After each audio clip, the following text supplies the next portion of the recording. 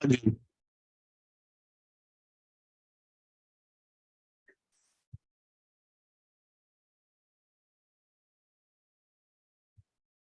चलिए, हम लोगों ने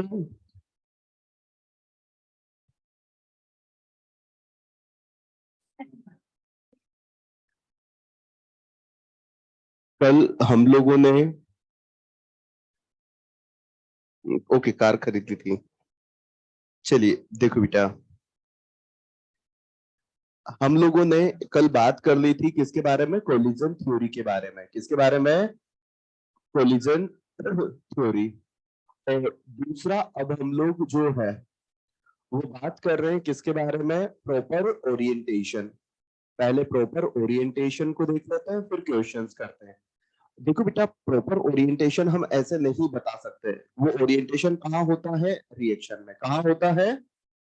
रिएक्शन में। तो प्रॉपर ओरिएंटेशन का मतलब सिंपल सा है कि अगर ओरिएंटेशन होने पर प्रोडक्ट बना है तो वो ओरिएंटेशन कैसा था, और अगर नहीं बना प्रोडक्ट तो इसका मतलब वो प्रॉपर ओरिएंटेशन नहीं था। हाँ या ना?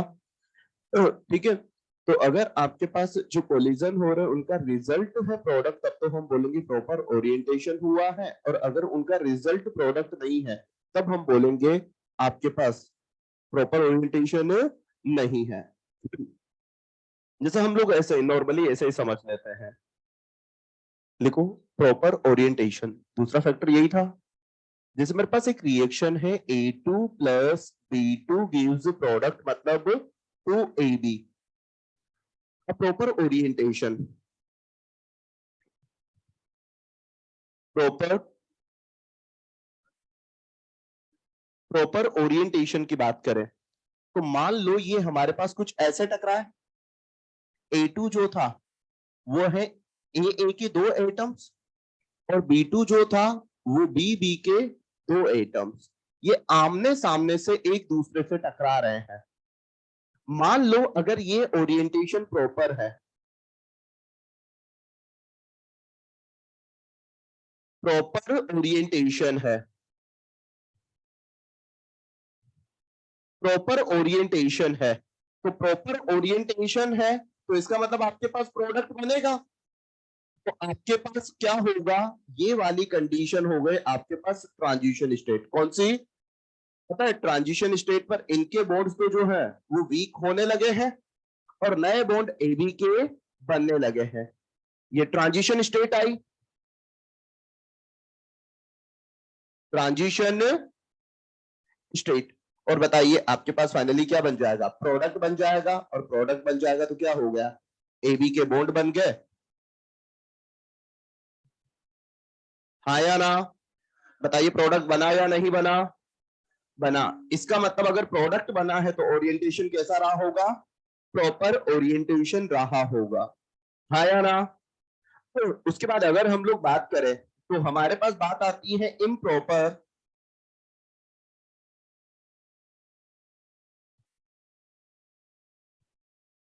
Improper orientation.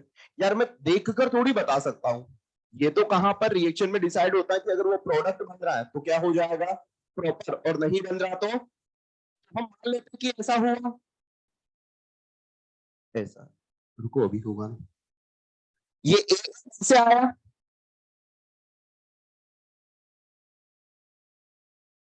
ये रास्ते में कुछ एक दूसरे से ऐसे टकरा है, ढंग से टकरा ही नहीं पाए। फाइनली क्या हुआ? ये इधर आ गया और वो उधर निकल गया। बताइए प्रोडक्ट बना या नहीं बना? तो ये क्या है?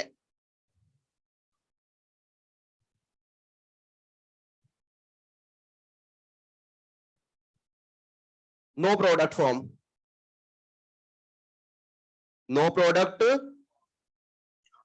तो ऐसी टक्कर किसी काम की टक्कर नहीं होगी। हाँ या ना?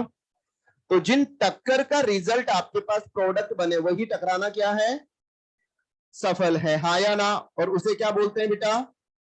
इफेक्टिव या प्रॉपर ओरिएंटेशन। क्लियर है? छाप लीजिए।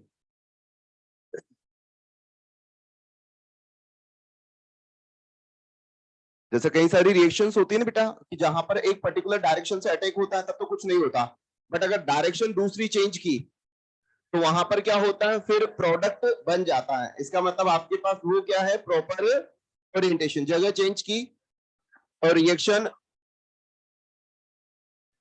हो गई, हाँ या ना।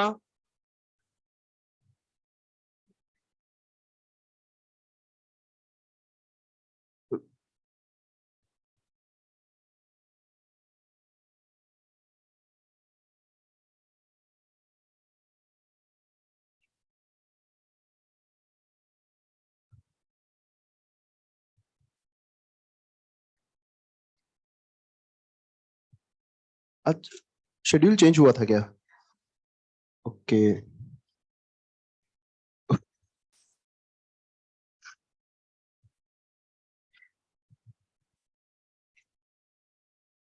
उधर लोगों को पता ही नहीं है फिर।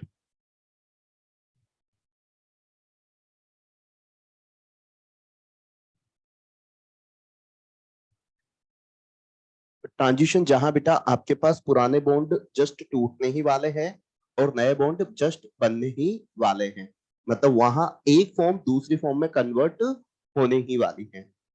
जैसे बेटा ये boiling point, freezing point, sublimation point होता है ना, ये फेज ट्रांजिशन पॉइंट होते हैं। यहाँ पर एक फेज का दूसरी फेज में कन्वर्जन होने ही वाला होता है।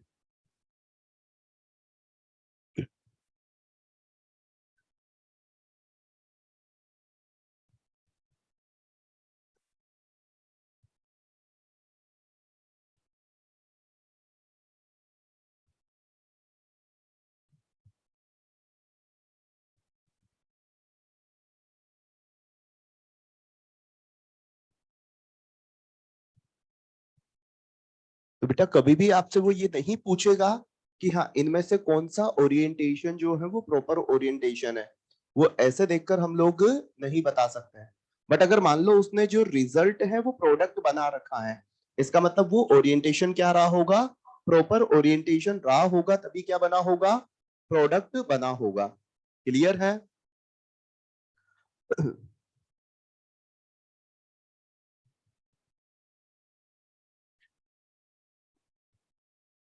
चलो क्वेश्चन करने के लिए तैयार है? हाँ जी बेटा। हाँ जी।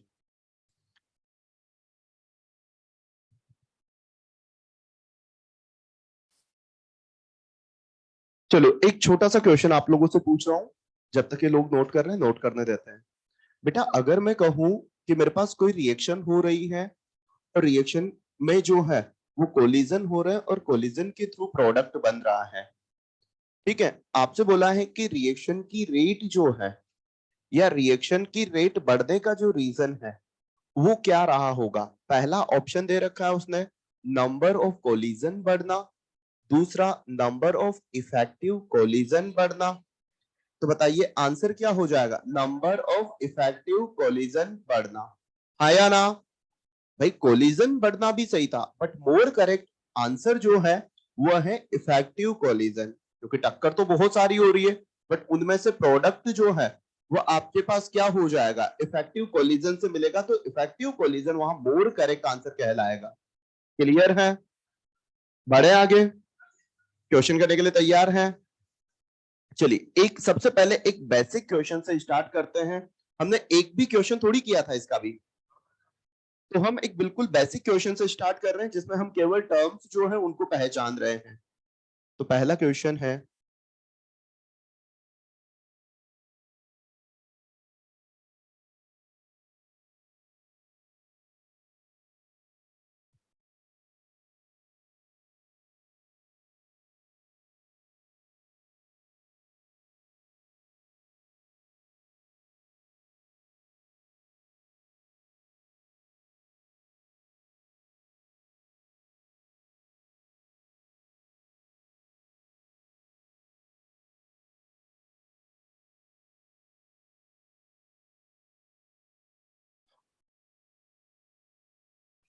ये ग्राफ जो है वो है एनर्जी और प्रोग्रेस ऑफ रिएक्शन। आप पूरा लिखिएगा इसको, प्रोग्रेस ऑफ रिएक्शन का ग्राफ है। फाइंड करना है आपको first H R H P delta H type of reaction EA forward, EA backward. Next, threshold energy at EA forward minus EA backward. हाँ, ये सब वैल्यू बतानी बेटा। ये 8 ऑप्शन नहीं है बेटा,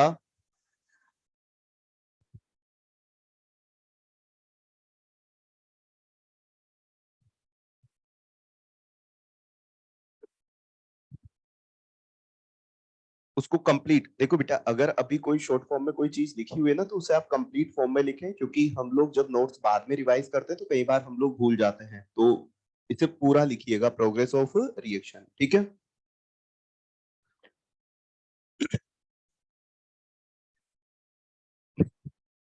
वो तो इतना तो जानते हैं आप लोग।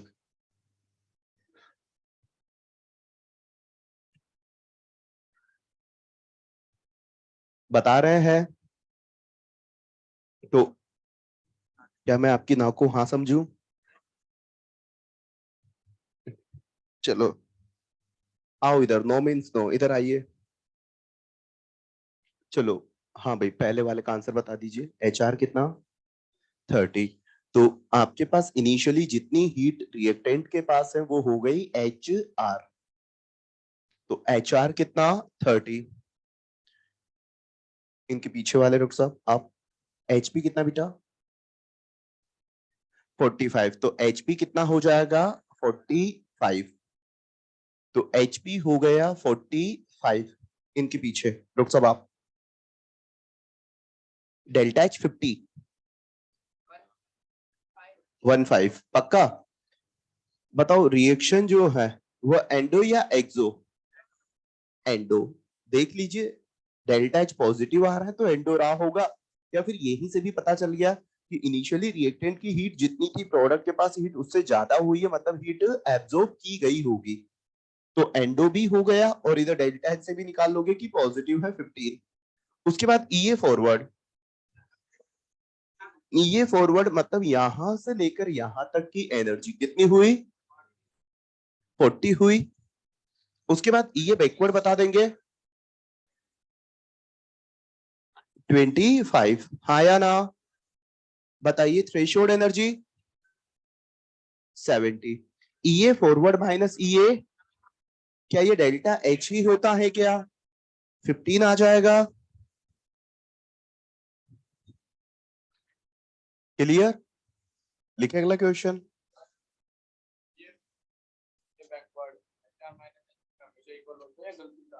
नहीं, ये तो हमेशा है बेटा। देखो आप इस वाले डिफरेंस को क्या बोल रहे हो? इस वाले डिफरेंस को ही क्या बोल रहे हो आप? Delta H. हाँ या ना? और बताओ ये भी क्या है? ये वाला डिफरेंस, ये वाली और ये वाली, इन दोनों का डिफरेंस भी वापस से यही आएगा। तो वो हमेशा डेल्टा एच के बराबर होगा। तो रिएक्शन चाहे एंडो हो चाहे रिएक्शन एक्सो हो, हमेशा delta H is equal to EA forward minus Ea. और पता है बेटा, ये फॉर्मूला लगाओगे तो आप ईए फॉरवर्ड और ईए बैकवर्ड का वैल्यू पुट करोगे तो बाय डिफॉल्ट डायरेक्टली जो आंसर है वो आपको डेल्टा एच का, अगर वो एंड्रो है तो पॉजिटिव मिलेगा और एक्सो है तो नेगेटिव ही मिलेगा। हाँ या ना? एचपी माइनस एच आर, हाँ वही तो है ना, देखो ना। ये कैसे निकाला? ये एचपी माइनस एच आर से ही तो निकाला। हमेशा एचपी माइनस एच आर तो फॉलो होगा ही से। लिखे अगला क्वेश्चन, लिखिए। विच ऑफ द फॉलोइंग, हाँ हाँ,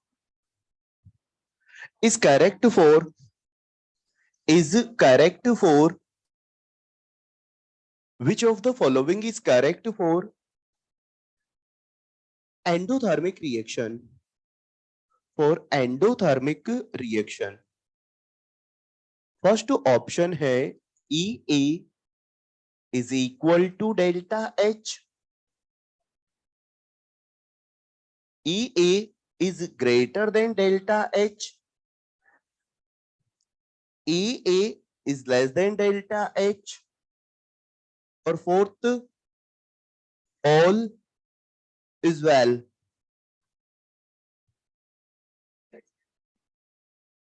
कौन सा? सेकंड पक्का?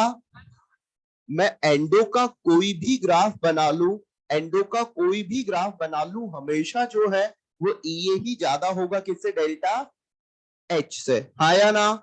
आप कोई भी ग्राफ बना लीजिए बेटा, हमेशा EA जो है वो ज्यादा ही होगा।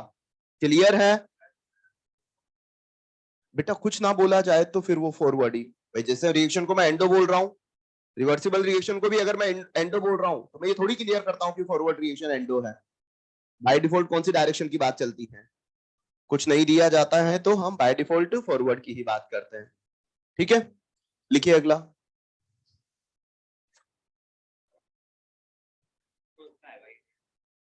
ये ऑल तो गलत है बेटा ना? हाँ ओके, ऑल करेक्ट। हाँ लिखो अगला।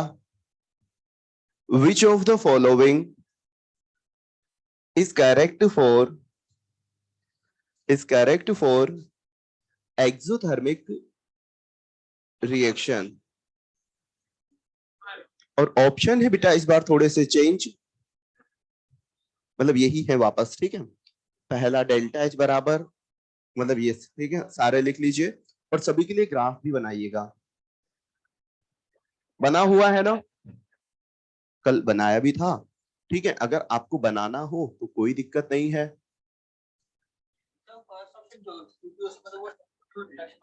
ना थर्मो न्यूट्रल में तो डेल्टा H बराबर 0 होता है, EA बराबर डेल्टा H होने से नोट थर्मो न्यूट्रल रिएक्शन। आया ना? ये EA हो गया और ये डेल्टा H हो गया। क्या दोनों बराबर बराबर दिखाई दिए? अरे आपकी तो लाइन वाली कॉपी होगी, तो लाइन वाली में तो बिल्कुल इसको बढ़ाओ ऊपर एक लाइन तक और नीचे लटका दो एक लाइन तक, तो दोनों बराबर। दो लाइन तक लटका दोगे तो डेल्टा H बराबर, आधी लाइन तक लटका दोगे तो EA जो है वो बड़ा हो जाएगा। हाँ या ना? क्या ये बात समझ में आया आपको? इस वाले में क्या हो जाएगा? EA बड़ा होना चाहिए तो थोड़ा सा। हाँ या ना? सभी को क्लियर है बेटा? और आपके पास अगर डेल्टा H बड़ा करना है, हाँ या ना? थोड़ा और कर दो चाहे, ये लो। क्लियर है? तो इनमें से कोई सा भी हो जाएगा, डिपेंड ऑन कंडीशन या फिर ग्राफ। पक्का बेटा? क्लियर है ना बेटा? सभी को क्लियर है? बढ़े आगे, लिखिए अगला क्वेश्चन।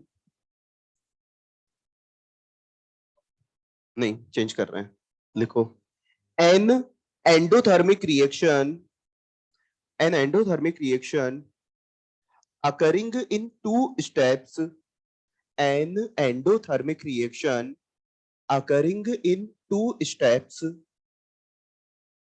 एक एंडोथर्मिक रिएक्शन है बेटा, कितने स्टेप में हो रही है?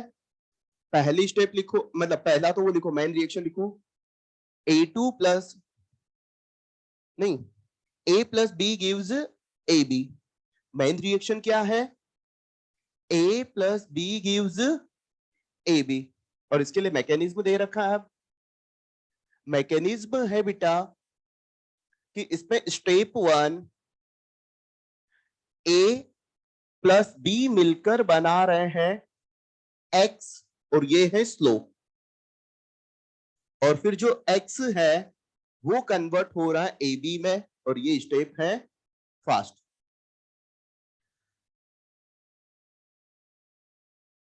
ठीक है, लिख लीजिए। हाँ हाँ कोई दिक्कत नहीं।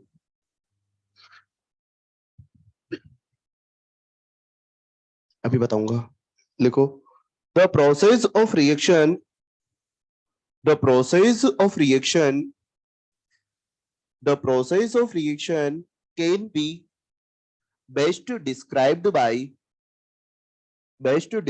By which graph. तो आपको नीचे क्या दे रखे हैं, यहाँ कुछ ग्राफ दे रखे हैं और आपको इनके बेसिस पर बताना है कि कौन सा ग्राफ जो है ये इस रिएक्शन के मैकेनिज्म को सही से एक्सप्लेन कर रहा है। ये 4 ऑप्शन है।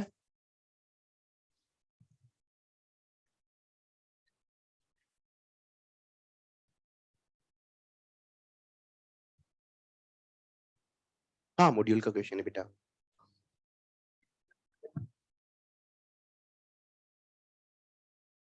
बाकी चीजें भी बेटा मॉड्यूल की पढ़ा रहा हूँ मैं, सुनो ना, इधर आओ।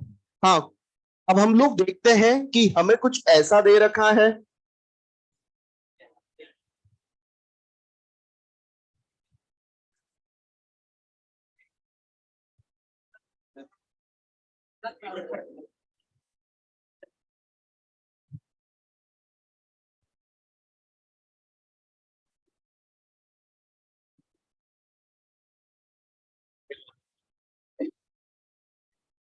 ठीक है, तो रिएक्शन है यहां पर कुछ ऐसे हैं, ए प्लस बी एक्स और ए बी।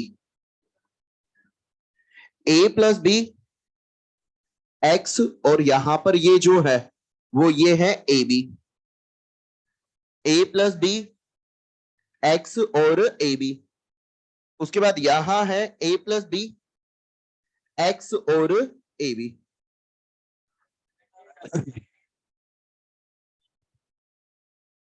सेकंड या डी? चलो, सबसे पहले तो अब हम समझते हैं कि हमें दे क्या रखा है। हमें दे रखा है कि मेरे पास एक रिएक्शन है जो एंडोथर्मिक है ओवरऑल। मतलब मेरे पास रिएक्शन कैसी है, एंडोथर्मिक। अगर एंडोथर्मिक रिएक्शन है तो रिएक्टेंट की जो हीट रही होगी, प्रोडक्ट की फाइनल हीट उससे ज्यादा रही होगी, तो ग्राफ फाइनली वही रुकेगा। मतलब रिएक्टेंट जो है उससे ऊपर ही रुकेगा फाइनल प्रोडक्ट। क्या ऊपर रुक रहा है? ये तो ओवरऑल रिएक्शन कैसी हो गई, एक्सो। तो पहले का गलत होने का रीजन हो गया कि ये एक एक्सोथर्मिक रिएक्शन है, हाँ या ना?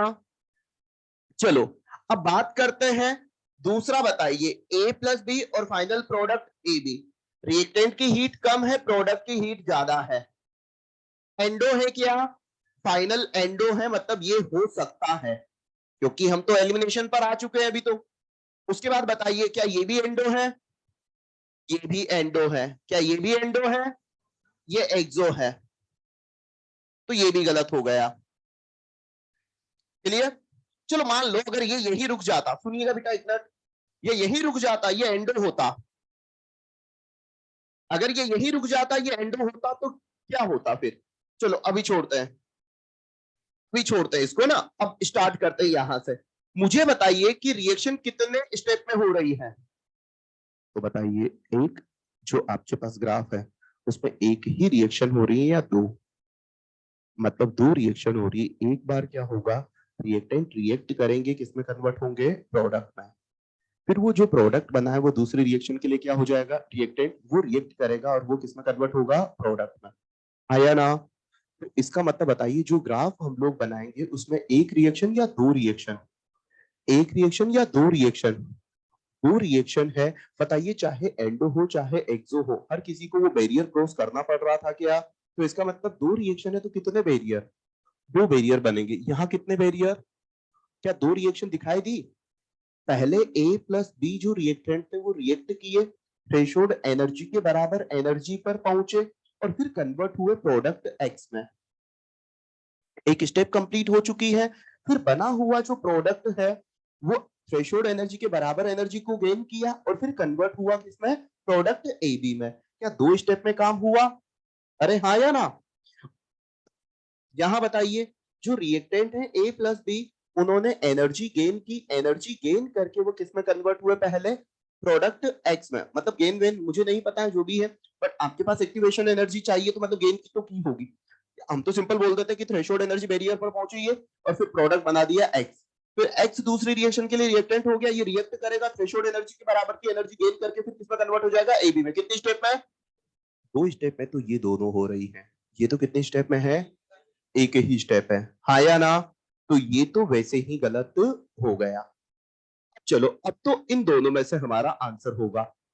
सुनो, मुझे ग्राफ देखकर तो केवल एक ही चीज पता चलती है कि ग्राफ में तुम्हें यहां पर केवल एक्टिवेशन एनर्जी बता सकता हूं। क्या बता सकता हूं, क्या मैं थ्रेशोल्ड एनर्जी से बता पा रहा था कि रिएक्शन फास्ट है या स्लो है, थ्रेशोल्ड से थोड़ी बता पा रहे। तो हम तो कितने का एक्स्ट्रा का हमें अरेंजमेंट करना है उसके बेसिस पर हम लोग डिफाइन कर रहे थे। तो इसका मतलब एक्टिवेशन एनर्जी जो है वो रिएक्शन की रेट को स्लो या फास्ट बता देता है। तो अब देखते हैं, पहली स्टेप में यहां तक पहुंचना है, तो ये हो गया ई ए ऑफ फर्स्ट स्टेप। और जब दूसरी स्टेप में एक्स रिएक्टेंट है उसे प्रोडक्ट में कन्वर्ट होना है तो उसे इतनी एनर्जी चाहिए। ये हो गई E A of second step. लिखे इसके लिए कुछ, बताओ बेटा, E A, E A of step first, E A of step first is, बताओ बेटा क्या है, हाई। अरे हाँ या ना बेटा, ये हाई है तो रेट क्या होगी, रेट क्या होगी, कम होगी। तो रेट कम होगी इसका मतलब ये कैसी हो गई, स्लो। स्टेप फर्स्ट जो है वो इसके अकॉर्डिंग हमें स्लो दिखाई दे रही है। और बताइए E A of step second is low. Second step का जो ईए है वो कम है, थोड़ा सा जुगाड़ करता है, रिलेटिवली काम इजी या मुश्किल, अरे इजी हुआ, इजी हुआ इसका मतलब बताइए रेट क्या हो जाएगी, ज्यादा रही होगी। रेट ज्यादा रही होगी मतलब रिएक्शन कैसी, फास्ट। तो हमारे पास इस क्वेश्चन के अकॉर्डिंग फर्स्ट स्टेप जो है वो स्लो है और सेकंड क्या है, फास्ट। फर्स्ट स्लो है, सेकंड क्या है, फास्ट। बी आंसर हो जाएगा क्या, बेटा इसको एक्सप्लेन कर सकते हो अब, बेटा सभी लोग कर सकते हैं, कर सकते हैं पक्का। बताइए इसमें अगर हम बात करें तो स्टेप फर्स्ट को देखो, ए प्लस बी मिलकर बना रहे हैं एक्स, ए प्लस बी मिलकर बना रहे हैं एक्स। तो मतलब एक्स तक पहुंचना है तो ये बैरियर क्रॉस करके चलना पड़ेगा। हम इतनी एनर्जी लेकर बैठे हुए हैं, हमें कितनी एक्स्ट्रा चाहिए, मतलब ए प्लस बी को इतनी एक्टिवेशन एनर्जी की रिक्वायरमेंट है। फिर एक्स बन गया, एक्स को ए बी बनाना है तो एक्स को ये पहाड़ चढ़ना पड़ेगा। तो ये इसके लिए क्या हो गई, एक्टिवेशन एनर्जी।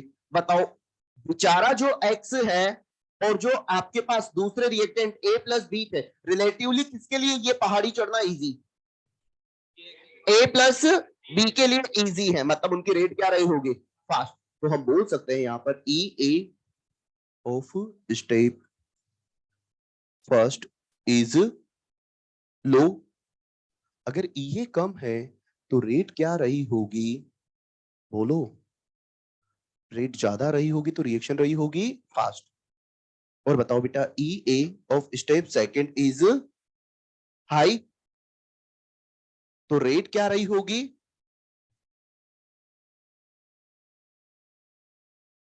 स्लो रही होगी। तो आपके पास फास्ट और स्लो, ये तो गलत हो गया, ये भी गलत। तो बताइए केवल कौन सा सही है, दूसरा। पहले वाले को चेक क्यों नहीं किया, हम्म हम्म ये मान के जो ये है वो बहुत नेग्लिजिबल सा है, वास्तविक तो ये का है लास्ट ग्राफ है, ये आ रहा है वो बहुत ही स्मॉल नेग्लिजिबल सा है, बहुत फास्ट रिएक्शन है वो। नहीं मतलब ये कहाँ बताओगे इसमें, मतलब जीरो एक्टिवेशन एनर्जी वाला, जीरो एक्टिवेशन एनर्जी वाली जो रिएक्शन है वो नेग्लिजिबल रिएक्शंस होती है। जीरो एक्टिवेशन एनर्जी की जो रिएक्शंस है वो नॉर्मली न के बराबर रिएक्शंस होती है। ठीक है, तो उनके ग्राफ फिर ऐसे नहीं, जीरो एक्टिवेशन एनर्जी का ग्राफ है वो डायरेक्टली यहां से स्टार्ट हो जाएगा, फिर वो तो फिर जीरो एक्टिवेशन एनर्जी वो बिल्कुल ही अलग बात हो जाएगी।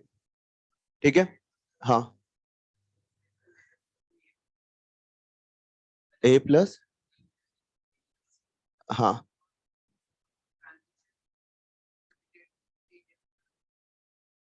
फिर स्लो फास्ट कैसे डिफाइन करोगे फिर? फर्स्ट स्टेप और सेकंड स्टेप को, फिर तो एक ही स्टेप होगी ना, फिर तो एक ही स्टेप होगी ना।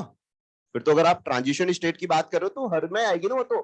ट्रांजिशन स्टेट तो हर एक स्टेप में ही ट्रांजिशन स्टेट आएगी, हर एक में ये जो है वो रिएक्ट करेंगे और ट्रांजिशन स्टेट पर जाकर फिर डिकम्पोजिशन होगा, फटाफट से इसमें कन्वर्ट होगा। वो ट्रांजिशन स्टेट तो हर किसी में जो है वो ऐसा रहेगा कि आपके पास रिएक्टेंट जो है वो इतनी एनर्जी लेकर कहां पहुंच गए, ट्रांजिशन स्टेट पर, फटाफट से अपने बॉन्ड तोड़कर नए बॉन्ड बनाकर प्रोडक्ट में कन्वर्ट होते हैं, तो उसका कोई रोल नहीं है इससे ना। हाँ भाई, हाँ ग्राफ एंडो है ना। हम आंसर को गलत बोल रहे हैं, हम ग्राफ को नहीं बोल रहे कि ग्राफ एंडो का नहीं है। ग्राफ तो एंडो का नहीं है, ये ग्राफ एंडो का है, ये ग्राफ एंडो का है, ये ग्राफ एक्सो का है। हम क्या बोल रहे हैं कि कौन सा आंसर गलत है, आंसर गलत बता रहे हैं बेटा, ठीक है ना। एंडो को गलत नहीं बोल रहे भाई। देखिए अगला क्वेश्चन।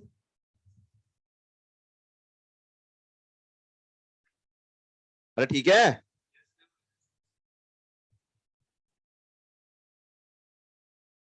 जल्दी छाप लीजिए, रीजन भी लिखिएगा भाई।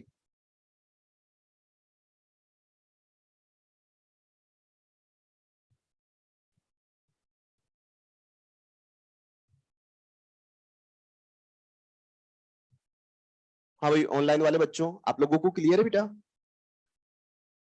बेटा जो बच्चे घर पे बैठे हुए हैं आप लोगों को क्लियर है? ओके, एक मिनट।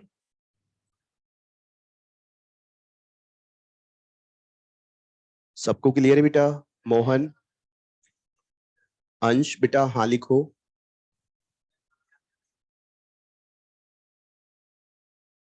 कन्हैया ने तो लिख दिया, कन्हैया, शिवम ने। बेटा श्रेयांश, जो एक्टिवेशन एनर्जी वो केवल दो चीजों पे डिपेंड करती है, नेचर ऑफ रिएक्टेंट और दूसरा है कैटलिस्ट, ठीक है, बाकी किसी पे डिपेंड नहीं करती बेटा, ठीक। हाँ भाई, बढ़े आगे, लिखिए अगला क्वेश्चन। कोई रीजन लिख रहा हो तो लिख लीजिए, बाकी लोग मुझे तब तक बता दीजिए कि अगर हम लोग बात करें एक्टिवेशन एनर्जी की, तो minimum extra required required energy, हाँ या ना?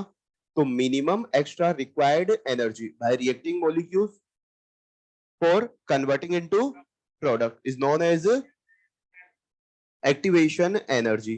उसके बाद अगर हम थ्रेशोल्ड एनर्जी की बात करें, तो ये मिनिमम अमाउंट ऑफ एनर्जी होती है, मिनिमम अमाउंट ऑफ एनर्जी होती है जो रिएक्टेंट मॉलिक्यूल्स के पास होनी ही चाहिए, जिससे वो किसमें कन्वर्ट हो जाए, प्रोडक्ट में, आया ना। उसके बाद अगर हम लोग बात करें नेक्स्ट, तो नेक्स्ट बात हम लोगों के पास निकल कर आती है कि अगर एंडो हो या एक्सो हो, ये जो है वो आपके पास, हम लोग अगर रिलेशन देके डेल्टा एच के साथ, तो फॉर्मूला हमेशा होगा ई ए फॉरवर्ड माइनस ई ए। अगर डेल्टा एच का वैल्यू पुट करते हो तो वहां विद साइन पुट करना पड़ेगा, और अगर ई ए फॉरवर्ड और ई ए बैकवर्ड का वैल्यू पुट करते हो तो आपके पास हमेशा ही जो है वो विद साइन ही आपको डेल्टा एच मिल जाएगा, वहां पर एंडो है तो पॉजिटिव और एक्सो है तो नेगेटिव मिल जाएगा। ध्यान रखिएगा, जो एक्टिवेशन एनर्जी ना हम प्रोवाइड करवा रहे हैं, हम दे रहे हैं सिस्टम को, तो एक्टिवेशन एनर्जी क्या है, सिस्टम को दी गई एनर्जी है, मतलब सिस्टम के लिए क्या होगी, पॉजिटिव। तो एक्टिवेशन एनर्जी जो वैल्यू आएगी वो हमेशा क्या होगी, पॉजिटिव, क्या होगी, पॉजिटिव होगी, हाँ या ना। बढ़े आगे, चलिए लिखिए। दो स्टेप कहाँ, यहाँ तो एक ही स्टेप में हो गया ना, ये तो एक ही स्टेप में हुआ ना प्रोसेस, दो स्टेप में होना चाहिए था, तो दो स्टेप में हो ही नहीं रहा। लिखो, for a reaction, for a reaction A plus B, for a reaction A plus B gives AB, A plus B gives AB, activation energy of forward reaction, activation energy of forward reaction is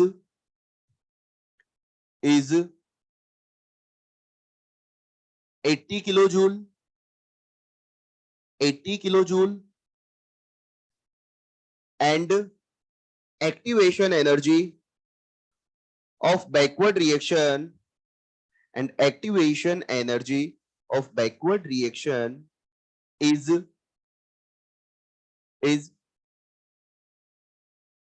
60 kilojoule, find heat of reaction, find heat of reaction. बता दोगे? बिल्कुल basic question था क्या? तो पता है अगर आपके पास ईए फॉरवर्ड, ईए बैकवर्ड और डेल्टा एच से रिलेटेड क्वेश्चन पूछेगा तो एक बिल्कुल बेहद सिंपल आसान क्वेश्चन रहेगा। और पता है बेटा इस रिलेशन से रिलेटेड नीट एग्जाम में क्वेश्चन पूछे जाते हैं। बिल्कुल बेसिक कॉन्सेप्ट है, कुछ करना ही नहीं है, डायरेक्ट वैल्यू पुट करना है, फिर भी क्वेश्चन पूछे जाते हैं। तो नीट में क्वेश्चन जो है ना, ये मत सोचिएगा कि हाँ अच्छे टॉपिक जो है, बहुत अच्छी कैलकुलेशन है, बिल्कुल बेसिक आसान क्वेश्चन भी वहां पर पूछे जाते हैं। गलती होती है जब रिएक्टेंट प्रोडक्ट के साथ मिलाकर हीट लिख दी जाती है तब।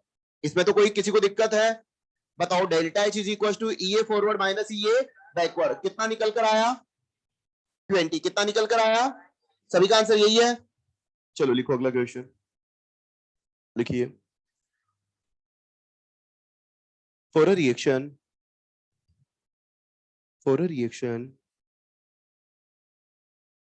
A plus B gives AB, A plus B gives AB,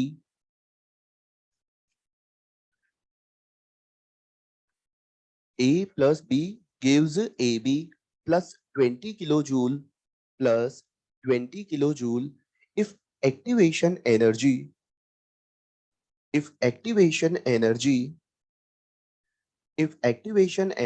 is 80 kilojoule, then find activation energy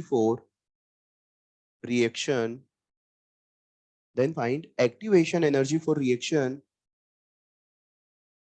AB gives A plus B। कोई बोलेगा नहीं ना? कोई बोलेगा नहीं? क्वेश्चन रिपीट कर रहा हूं। For a reaction A plus B gives AB plus 20 kilojoule, if EA is 80 kilojoule then find EA for reaction AB gives A plus B। नहीं मुझे पता नहीं बेटा, ये यही सिंपल इतना सा। For reaction AB gives A plus B। कीजिए, आराम से काम करें, जल्दबाजी नहीं।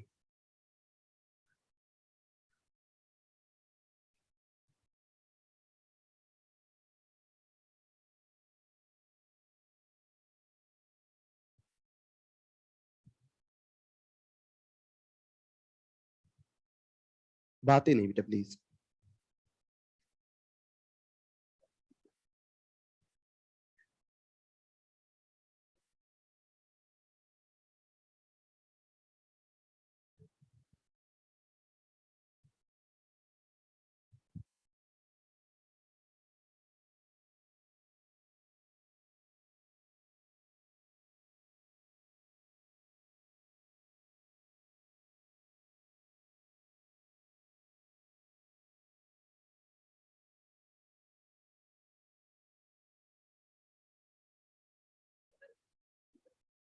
हाँ भाई हो गया।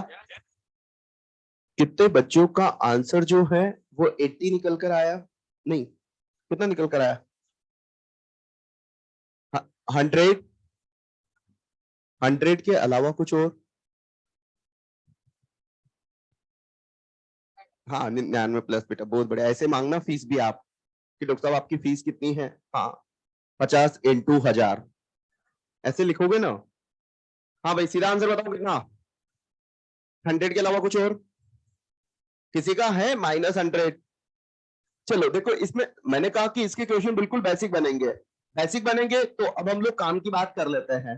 काम की बात है इसमें कि जिस रिएक्शन का डेल्टा एच दे रखा है उसकी ईए को ही माना जाता है ईए फॉरवर्ड। जिस रिएक्शन का डेल्टा एच दे रखा हो उसकी ईए को माना जाएगा ईए फॉरवर्ड। क्योंकि बताओ उसी के तो डेल्टा एच के साथ आप रिलेशन निकालोगे। तो जिस रिएक्शन का डेल्टा एच दे रखा हो उसकी ईए को माना जाएगा ईए forward.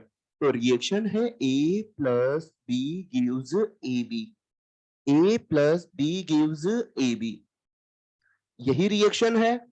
A plus B gives AB plus 20 kilo joule.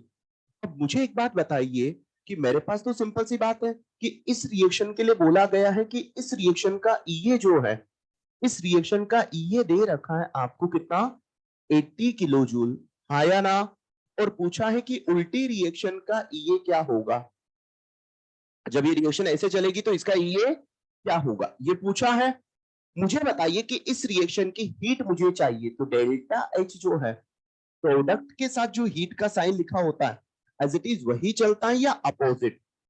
तो बताइए, प्रोडक्ट प्लस हीट है मतलब डेल्टा एच क्या हो जाएगा, नेगेटिव, -20 किलो जूल हो जाएगा, हाँ या ना? ये हो गया। अब तो डायरेक्ट हमारा काम हो चुका है। Delta H is equal to E A forward minus E A backward, value put कर दीजिए। इसकी जगह आएगा -20 किलो जूल, इसकी जगह आएगा कितना, 80 किलो जूल, इसकी जगह माइनस ई ए बैकवर्ड। तो बताइए बेटा, ई ए बैकवर्ड जो है वो कितना हो जाएगा, ये गया उधर तो पॉजिटिव, वो आया इधर तो पॉजिटिव, तो 100 किलो जूल। बेटा अगर देखो किसी का ये एक्टिवेशन एनर्जी नेगेटिव में निकल कर आए तो समझ आएगा कि कहीं हम गड़बड़ कर चुके हैं। एक्टिवेशन एनर्जी कभी भी नेगेटिव में नहीं होगा, क्लियर है? तो हमारे पास ये बैकवर्ड जो हो गया वो कितना हो गया, 100 किलो जूल। ये बात समझ में आई कि किसे हम फॉरवर्ड बोलेंगे, किसे हम, तो जिस रिएक्शन का डेल्टा एच दे रखा हो उसकी हीट को हम लोग यूज में ले रहे हैं, मतलब उसकी ईए को हम बोलेंगे ईए फॉरवर्ड।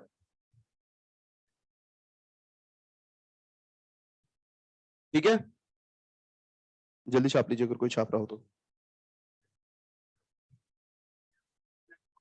अभी बताएंगे, रुक जाओ, अभी देख के बताता हूँ।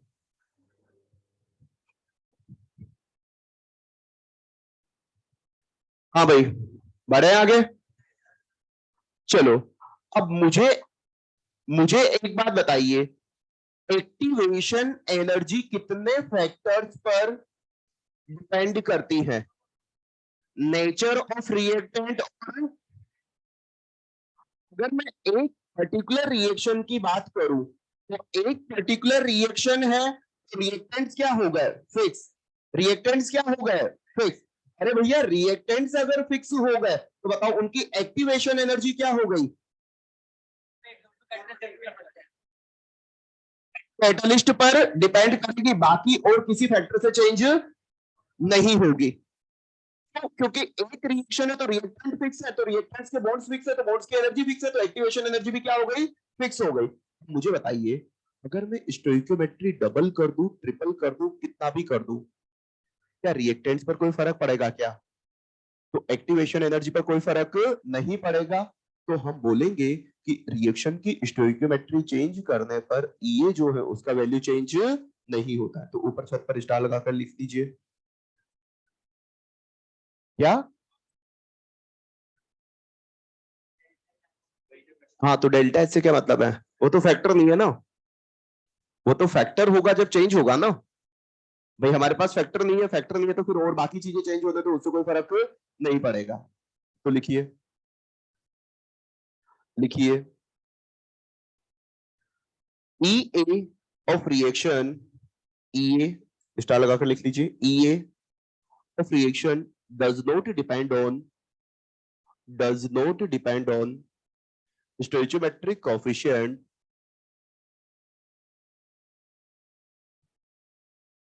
ठीक है। मीन्स अगर हम रिएक्शन को 2 से मल्टीप्लाई कर भी दें, 2 से मल्टीप्लाई कर भी दें, तब भी एक्टिवेशन एनर्जी पर कोई फर्क नहीं पड़ेगा, वो उतना ही बना रहेगा क्योंकि रिएक्टेंट चेंज नहीं हुए हैं, रिएक्टेंट चेंज नहीं हुए हैं तो आपके पास कोई फर्क उस पर नहीं पड़ेगा। अब हेडिंग डालिए और लिखिए factors affecting rate of reaction, factors affecting, factors affecting rate of reaction.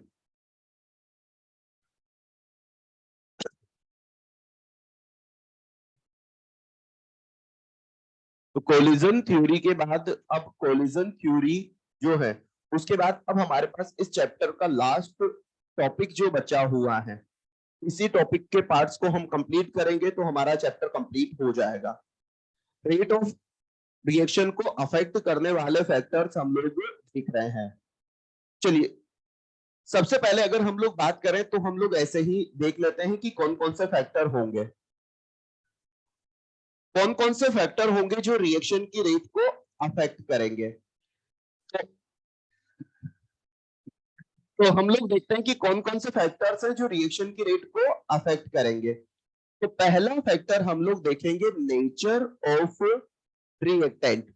Nature of reactant कि जो रिएक्टेंट्स है वो किस तरीके से रिएक्शन की रेट को अफेक्ट करेंगे। तो नेचर ऑफ रिएक्टेंट में हम तीन चीजें देखेंगे। पहला, उनकी फिजिकल स्टेट कि रिएक्टेंट अगर सॉलिड ले रहे हैं किसी रिएक्शन में अगर रिएक्टेंट लिक्विड है, किसी रिएक्शन में रिएक्टेंट्स अगर गैसियस है, आपके पास रिएक्शन की रेट कैसे चेंज होगी। तो सॉलिड, लिक्विड, गैस, गैस में रिएक्शन की रेट रिलेटिवली ज्यादा होगी, क्योंकि बताइए गैस में, लिक्विड में और सॉलिड में रिएक्टेंट्स के खुद के बॉन्ड्स क्या रहे होंगे, स्ट्रॉन्ग, लिक्विड में थोड़ा, और बताइए गैस में सबसे लूज। तो बताइए कहां पर आपके पास दूसरे से टकराने की प्रोबेबिलिटी बढ़ेगी, गैस में। तो इंटरमोलिकुलर फोर्स ऑफ अट्रैक्शन जितने कम होंगे कोलिजन उतने ज्यादा होंगे, इफेक्टिव कोलिजन उतने ज्यादा, रिएक्शन की रेट उतनी ज्यादा। तो हम बोलेंगे कि अलग अलग जो है फिजिकल स्टेट है, तो सॉलिड से ज्यादा लिक्विड, लिक्विड से ज्यादा गैस में रिएक्शन की रेट रही होगी, और रीजन हो गया इंटरमोलिकुलर फोर्स ऑफ अट्रैक्शन।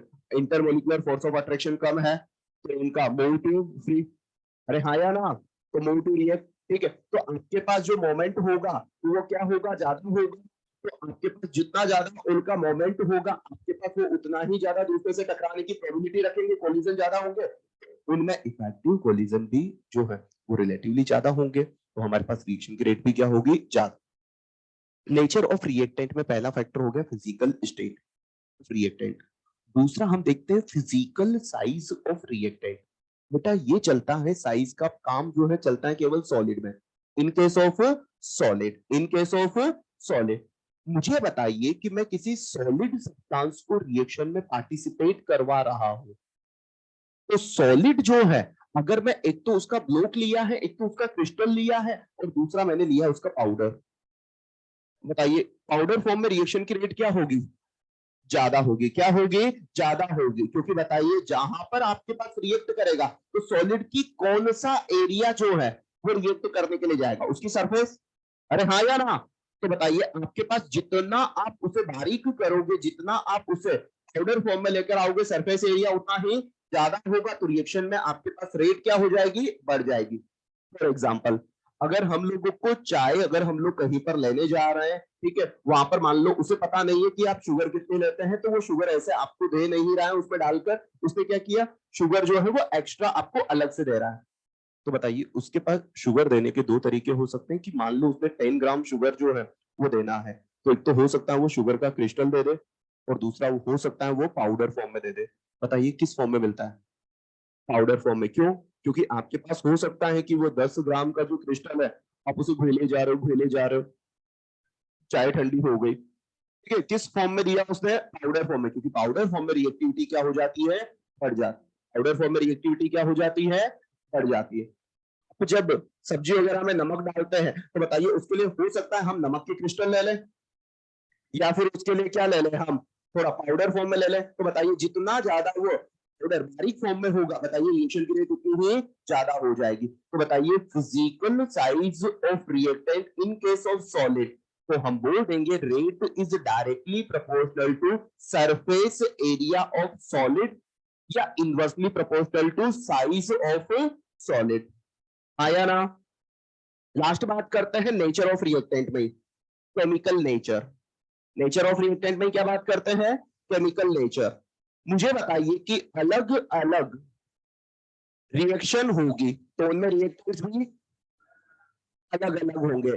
भाई अलग अलग रिएक्टेंट से तो उनकी केमिकल नेचर क्या होगी, अलग अलग उनके बॉन्ड्स क्या होंगे, अलग अलग बॉन्ड एनर्जी क्या होगी, अलग अलग बॉन्ड एनर्जी होगी। और बताइए जिसकी बॉन्ड एनर्जी अलग अलग है तो उसकी एक्टिवेशन एनर्जी भी क्या होगी, अलग अलग।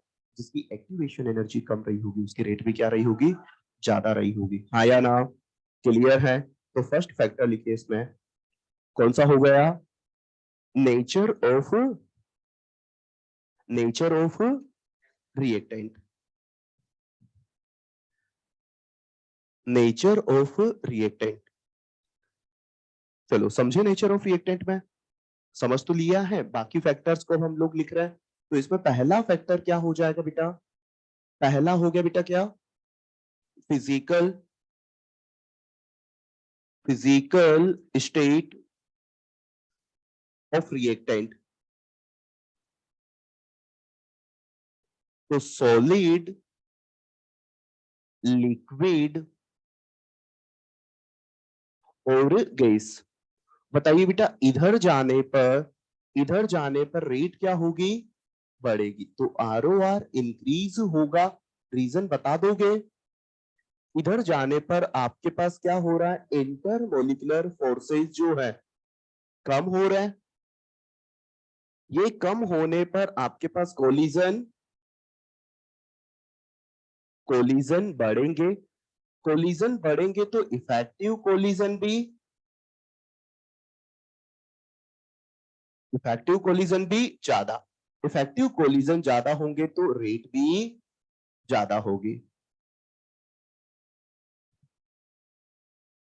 क्लियर है?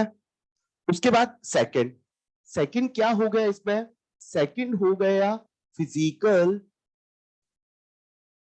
Physical size of reactant.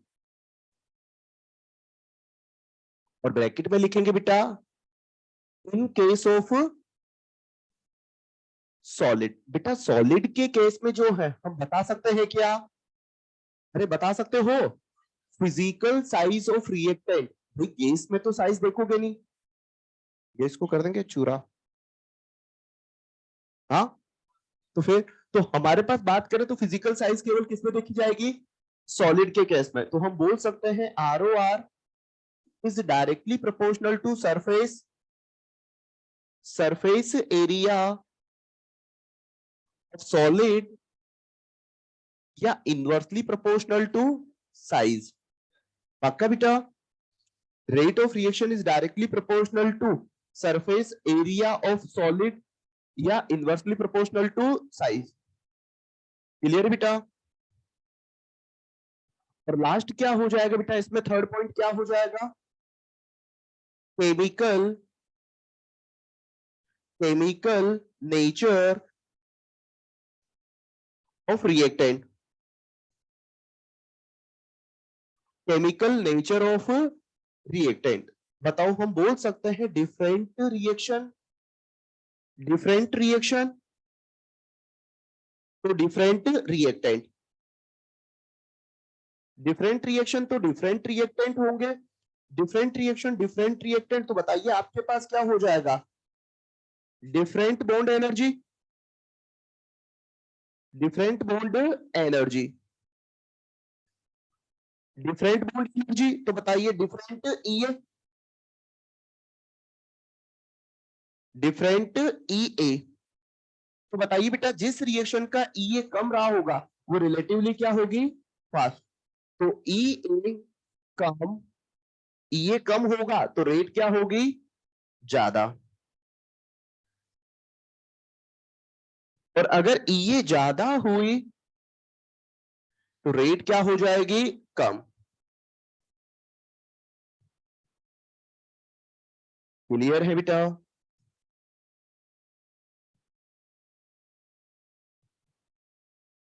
छाप लिया, छाप लीजिए।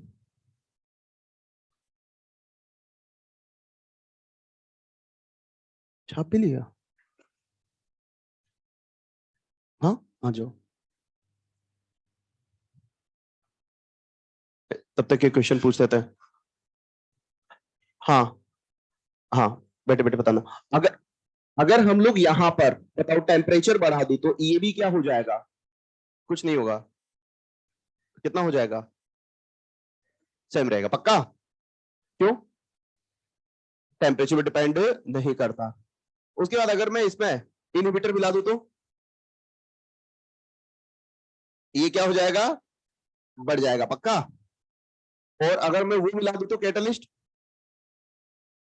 तो रिएक्शन की रेट बढ़ेगी, रिएक्शन की रेट बढ़ेगी इसका मतलब आपकी मुसीबत कम हुई होगी, और मुसीबत क्या है, ये ई है, हाँ या ना, तो ये क्या हो जाएगा, कम हो जाएगा। क्लियर, हाँ भाई, उधर से, हाँ, जो चश्मा खोल के बैठे हुए डॉक्टर साहब, हाँ, आप थोड़ी, आप चश्मा कहाँ है आपके, हाँ, हाँ, बैठ के बताओगे, पहले तो बैठो, हाँ, बाकी को नहीं दिखेगा। मुझे बताओ मेरे पास एक फर्स्ट ऑर्डर का टी हाफ का फॉर्मूला बताओ, टी हाफ का, अरे चुप बाकी सब लोग, 0.693 अपॉन के, फर्स्ट ऑर्डर का, फर्स्ट ऑर्डर, सेकंड का बताना, 1/A0 के, जीरो ऑर्डर का बताना,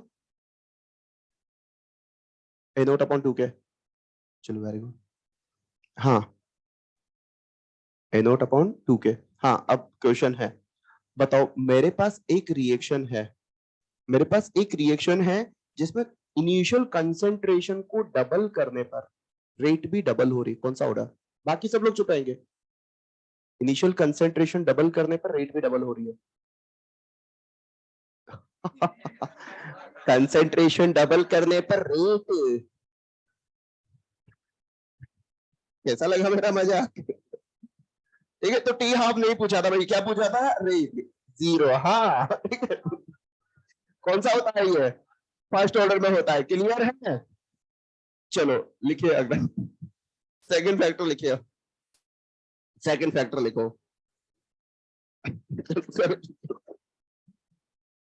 सेकंड लिखिए बेटा, सेकंड फैक्टर, अब ये हुआ है केवल पहला फैक्टर, लिखिए सेकंड, सेकंड हम ऐसा कर लेते हैं जिसको हम, नेक्स्ट नेक्स्ट है सेकंड फैक्टर है कंसंट्रेशन, कंसंट्रेशन, हाँ जी बेटा, आप लोग पहले से जानते हुए हो, जानते हुए मतलब जानते आए हैं, जानते हो, हम लोग पढ़े हुए बेटा किसमें, केमिकल इक्विलिब्रियम में भी, केमिकल इक्विलिब्रियम में लोअर मास एक्शन के अकॉर्डिंग क्या बोले हैं कि किसी भी रिएक्शन का रेट रिएक्टेंट्स की कंसंट्रेशन के मल्टीप्लिकेशन के डायरेक्टली प्रोपोर्शनल होता है, हाँ या ना।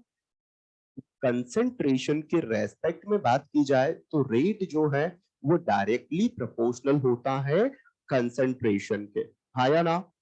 अब मैं एक छोटा सा क्वेश्चन पूछ रहा हूं कि जब हम चीजों को डिटेल में पढ़ते हैं तो हमें परफेक्शन भी लाना होता है, वहां आपने केवल इसके बारे में यही बोला था, आपने परफेक्ट आंसर नहीं दिया था। पर बताइए इस चैप्टर में तो हम स्टडी किसको कर रहे हैं, रेट ऑफ रिएक्शन को, तो बताइए रेट ऑफ रिएक्शन को स्टडी कर रहे हो तो क्या हम हमेशा ये बोलते हैं क्या कि rate is directly proportional to concentration, साथ में क्या भी आती है, पावर, क्या भी आती है, वो ऑर्डर भी आता है क्या, तो क्या परफेक्ट आंसर जो है rate is directly proportional to concentration होगा, या rate is directly proportional to concentration की power order, rate is directly proportional to concentration की पावर ऑर्डर, क्या ये हमेशा सही हो जाएगा क्या, ये हमेशा सही हो जाएगा, अगर जीरो ऑर्डर है तो इंडिपेंडेंट हो जाएगा, फर्स्ट ऑर्डर है तो सिंगल पावर के डायरेक्टली प्रोपोर्शनल, अगर सेकंड ऑर्डर है तो सिंगल पावर की जगह डबल पावर के डायरेक्टली प्रोपोर्शनल, आया ना। और अगर मान लो मैं ये कहूं कि rate is directly proportional to concentration, क्या ये हमेशा कहना सही है क्या, ये हमेशा कहना सही नहीं है, क्योंकि जीरो ऑर्डर के टाइम पर तो डिपेंड ही नहीं करता। तो बताइए अगर वो ये बोल रहा है कि rate is directly proportional to concentration, तो हम बोल सकते हैं हाँ सही है, बट वो बोल दे rate is directly proportional to concentration always, ये बोलना बिल्कुल गलत है, ये बोलना बिल्कुल गलत है, क्लियर है। तो अगर वो बोल दे कि रेट जो है कंसेंट्रेशन के डायरेक्टली प्रोपोर्शनल है, हम बोलेंगे भाई सही है, बट अगर वो बोल दे कि rate is directly proportional to concentration always, ये स्टेटमेंट बिल्कुल गलत है, हाँ या ना, वो कंसेंट्रेशन पे डिपेंड नहीं करता है जीरो ऑर्डर में, क्लियर है? तो चलिए, तो सेकंड फैक्टर हमारे पास क्या हो गया? कंसंट्रेशन। तो हम बोल सकते हैं rate ROR is directly proportional to concentration. Directly proportional to concentration. ये जनरली बोलना सही है, जनरली बोलना सही है। अगर आपके पास ऐसा लिखा हो तो गलत नहीं है भाई, बट अगर वो बोल दे कि rate is always directly proportional to concentration, वो बात क्या हो जाएगी? बिल्कुल गलत हो जाएगी। आया ना? तो ये बोलना सही है। अगर आपको ऐसा कहीं दिख जाए ना, तो ऐसा नहीं है कि हाँ उसने गलत लिखा, उसने सही लिखा हुआ, बट इसको परफेक्ट करने के लिए हम ऑर्डर की पावर कितनी लगा देंगे? ऑर्डर लगा देंगे। आया ना? क्लियर है? पता है ये आपको जनरली मिलता नहीं है ऐसा लिखा हुआ। जनरली आपको कैसा मिलेगा? जनरली आपको मिलेगा ऐसा कि rate is directly proportional to concentration. आया ना? क्लियर है? बात समझ में आ गई? हाँ हाँ, तो वो, हाँ वो 12th नहीं पढ़ी उन्होंने, 11th के बेसिस पर हम ये आंसर दे सकते हैं। जिन्होंने पढ़ी उनका भी हाल बताऊंगा, भी रुक जाओ थोड़ी देर बाद। हाँ भाई आओ इधर। सेकंड ये हो गया, ठीक है। पता है कंसंट्रेशन बढ़ने पर होता क्या है? जब कंसंट्रेशन बढ़ती है ना, तो कंसंट्रेशन बढ़ने पर आपके पास जो मोलिक्यूल्स टकरा रहे हैं उनका नंबर बढ़ जाता है, उनका नंबर बढ़ जाता है। तो अब जब आपके पास टकराने वाले मोलिक्यूल्स बढ़ गए, तो उनमें से जो एक्टिव मोलिक्यूल्स थे प्रोडक्ट में कन्वर्ट होने वाले, वो नंबर भी क्या हो जाता है? बढ़ जाता है। तो जैसे ही आप कंसंट्रेशन बढ़ा रहे हो, तो कंसंट्रेशन पहले इस रूम में बैठे हुए हैं 200, ठीक है, तो उनमें से काफी सारों के पास जो है उस कार को खरीदने के लिए जो एनर्जी है वो है। ये अगर मैं इसी की जगह इस पे अब 400 कर दूं, तो बताइए रिलेटिवली लोग भी क्या हो जाएंगे? बढ़ जाएंगे। और भी ज्यादा कर दूं तो और बढ़ जाएंगे, और ज्यादा कर दूं तो और बढ़ जाएंगे। हाँ या ना? जैसे जैसे कंसंट्रेशन बढ़ाते हैं, कंसंट्रेशन बढ़ाने पर आपके पास क्या होता है कि जो कोलिजन करने वाले मॉलिक्यूल्स है वो भी बढ़ते चले जाते हैं, और उनमें इफेक्टिव मॉलिक्यूल्स के जो चांसेस है वो भी क्या होते हैं? एक्टिव मॉलिक्यूल्स जो है वो भी क्या हो जाते हैं? बढ़ जाते हैं। तो रिएक्शन की रेट जो है वो क्या हो जाती है? बढ़ जाती है। पहला फैक्टर हो गया हमारे पास क्या? क्या हो गया? Nature of reactant. और दूसरा हो गया कंसंट्रेशन। कंसंट्रेशन में रीजन क्या लिख दोगे? ऑन इंक्रीजिंग कंसंट्रेशन, जो आपके पास कोलिजन कर रहे हैं मॉलिक्यूल्स, या सिंपल सी बात है कि हमारे पास एक्टिव मॉलिक्यूल्स क्या हो जाते हैं? बढ़ जाते हैं, उससे रिएक्शन की रेट भी क्या हो जाती है? बढ़ जाती है। तो कंसंट्रेशन इंक्रीज करने पर active active molecules active molecules increase हो जाते हैं, जिससे रिएक्शन की रेट क्या हो जाती है? बढ़ जाती है।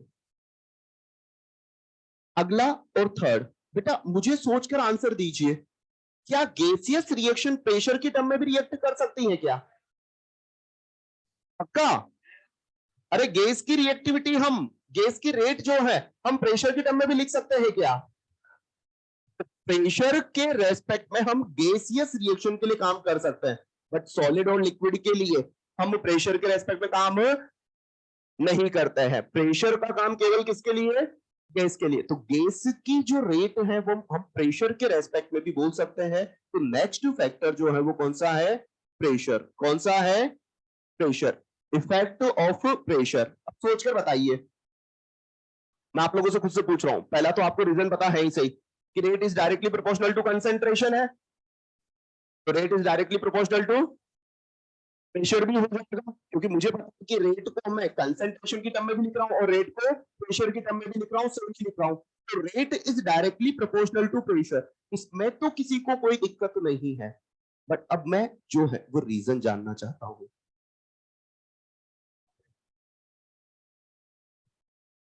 ये ऑर्डर बोलो तो ज्यादा सही है, ये परफेक्ट हो गया, बट जनरली आपको कैसा मिलेगा? Is directly proportional to pressure. हाँ या ना? ठीक है, जनरली मिलेगा ऐसा, परफेक्ट मिलेगा ऐसा। हाँ भाई, अब देखो होता क्या है। भाई सुनो, मेरे पास यहाँ पर कुछ गैसियस मॉलिक्यूल्स है, उनको ये पूरा एरिया जो है वो मिला हुआ है। तो पूरा एरिया मिला हुआ, मान लो 20 मॉलिक्यूल है, मॉलिक्यूल आपस में एक दूसरे से टकराने के लिए जो है वो एक दूसरे से टकराएंगे, कोलिजन होंगे, तो इफेक्टिव कोलिजन होंगे, तो आपके पास प्रोडक्ट में कन्वर्ट होंगे। मान लो मैं प्रेशर बढ़ा दूं, मैं प्रेशर बढ़ा दूं, प्रेशर बढ़ाने पर बताइए वो मॉलिक्यूल्स एक दूसरे के क्या आएंगे, पास आना जल्दी होगा, पास आना जल्दी होगा। तो जो टक्कर हो रही थी वो भी अब क्या होगी, जल्दी जल्दी, टक्कर हो रही थी वो भी क्या होगी, जल्दी जल्दी होगी। भाई गैस तो गैस ही रही, अरे गैस को हमने लिक्विड में थोड़ी कन्वर्ट कर दिया, गैस तो क्या है, गैस ही है। तो हमने गैस के केस में प्रेशर बढ़ा दिया, जैसे ही हम प्रेशर बढ़ाएंगे तो जो मॉलिक्यूल्स पहले कोलिजन कर रहे थे वो पहले ज्यादा वॉल्यूम में थे, अब वो किसमें आ जाएंगे, कम जगह पर आ जाएंगे। तो बताइए number of molecules per unit volume वो क्या हो जाएंगे, बढ़ जाएंगे। उनकी जो टक्कर है वो भी क्या होगी, जाएगी, टक्कर जल्दी होगी, बढ़ेगी, तो इफेक्टिव कोलिजन भी बढ़ेंगे, तो रिएक्शन की रेट भी बढ़ेगी। जैसे मान लो हम लोग जो है में से 10-20 बच्चों को हमने यहाँ ये बाहर जो खुला मैदान है इसमें भेज दिया, ठीक है, और हमें क्या करना है कि आपस में भाग रहे हैं रैंडमली कैसे भी उनको टकराना है।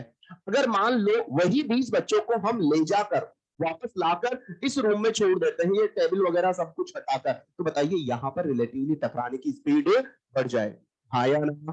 तो क्या हुआ कि गैसियस मॉलिक्यूल्स जो है प्रेशर बढ़ाने per unit volume number of molecules बढ़ जाएंगे, तो आपके पास कोलिजन बढ़ेंगे, इफेक्टिव कोलिजन बढ़ेंगे और आपके पास रिएक्शन की रेट बढ़ जाएगी। तो हम बोलेंगे कि प्रेशर बढ़ाने पर नंबर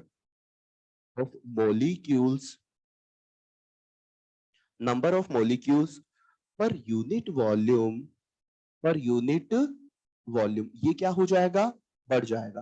पर यूनिट वॉल्यूम अगर आपके पास क्या बढ़ गया बेटा, पर यूनिट वॉल्यूम अगर मॉलिक्यूल्स बढ़ गए तो कोलिजन भी बढ़ेंगे, तो इफेक्टिव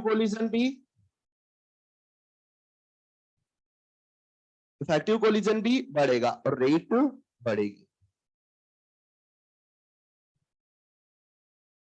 हाँ या ना, क्लियर है। क्या ये दोनों जो फैक्टर है क्या सेम ही है क्या, ये दोनों फैक्टर जो है वो सिमिलर ही है। Rate is directly proportional to concentration, rate directly proportional to pressure, हाँ या ना।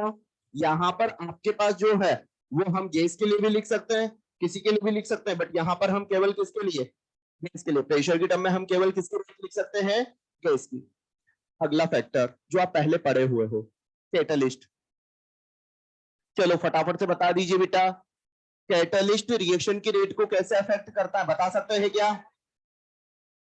अगर हमने कैटलिस्ट मिलाया है बेटा तो कैटलिस्ट बताइए रिएक्शन की रेट को बढ़ाएगा क्या, रिएक्शन की रेट को बढ़ाएगा, मतलब थ्रेशोल्ड एनर्जी को कम करेगा, थ्रेशोल्ड एनर्जी कम होगी तो एक्टिवेशन एनर्जी भी कम होगी, एक्टिवेशन एनर्जी कम हो गई तो आपको उस बैरियर को क्रॉस करना इजी या मुश्किल, तो बताइए आपके पास आरओआर बढ़ जाए,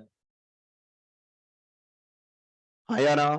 चलो अगला, अगर इनहिबिटर मिला दो तो,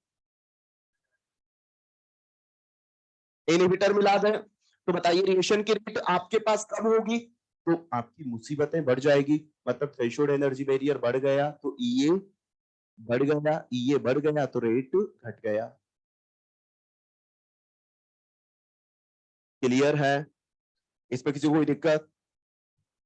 एक और फैक्टर होता है, पहले नोट मत कीजिए, एक मिनट रुक जाइए पहले, एक और फैक्टर होता है वो है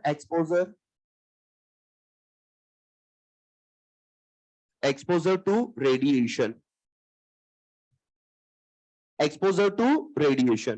बेटा कुछ रिएक्शन ऐसी होती है जब वो नॉर्मल कंडीशन में होती है तो उनकी स्पीड होती है बहुत कम, ये है वेरी स्लो। ये रिएक्शन जब नॉर्मल कंडीशन में हो रही है तब ये बहुत स्लो है, बट जब इसी रिएक्शन को रेडिएशन की प्रेजेंस में करवाया गया, रेडिएशन की फॉर्म में जब हम लोगों ने इसे एनर्जी प्रोवाइड करवाई तो इस रिएक्शन की रेट एकदम से बहुत ज्यादा बढ़ गई। इसका मतलब हमें क्या लगा कि इस रिएक्शन के लिए रेडिएशन जो है उसने किसका काम किया, रेट को अफेक्ट करने वाले फैक्टर की तरह काम किया, हाँ या ना? तो कुछ रिएक्शंस ऐसी होती हैं, कुछ रिएक्शन ऐसी होती है जिनकी रेट जो है वो रेडिएशन की प्रेजेंस में क्या हो जाती है, बढ़ जाती है। तो एक फैक्टर ये भी होता है एक्सपोजर टू रेडिएशन। तो जब इसी रिएक्शन को करवाया गया रेडिएशन की फॉर्म में, तो उस टाइम पर इसकी रेट क्या हो गई, फास्ट। छाप लीजिए।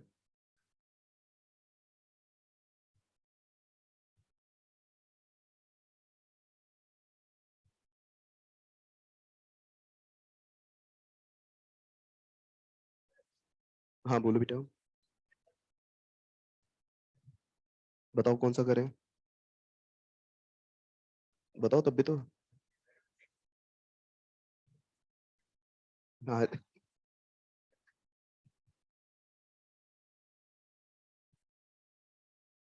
करवाएंगे करवाएंगे, बातें नहीं बेटा, बस सोल्यूशन चैप्टर स्टार्ट होगा इसके बाद। हाँ सरफेस करवाएंगे, और बताओ बाकी। हाँ ये कौन, एक्सपोजर टू रेडिएशन? नहीं, इसका रीजन जो है वो ऐसे नहीं, वो तो सनलाइट की प्रेजेंस में जो है, हो सकता है आपके पास वहां पर जो है, जैसे काफी सारी रिएक्शन होती है यार, इसके अलावा भी काफी सारी होती है। जैसे प्लांट्स वगैरह जो फूड वगैरह जो बनाते हैं, वो नॉर्मल कंडीशन में उनकी रिएक्टिविटी बहुत कम होती है, बट सनलाइट की प्रेजेंस में जो है रिएक्टेंट्स को जो एनर्जी वगैरह चाहिए हो सकता है उसके लिए, या कोई पाथ ही दूसरा चेंज कर रहा हो, ठीक है, बट उसके लिए हम ये वाली बात नहीं बोल सकते कि रीजन यही है। बात ही नहीं बेटा, बस। नहीं, कहां से खत्म, कर लिया note?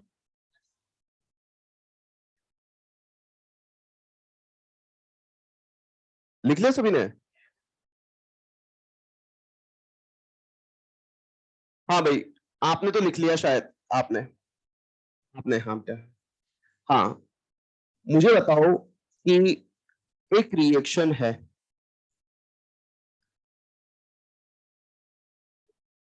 X gaseous gives Y plus Z, ये एक एलिमेंट्री रिएक्शन है, इसका ऑर्डर बताओ। चुप रहिएगा बाकी। फर्स्ट रेट लो, बताओ इसका।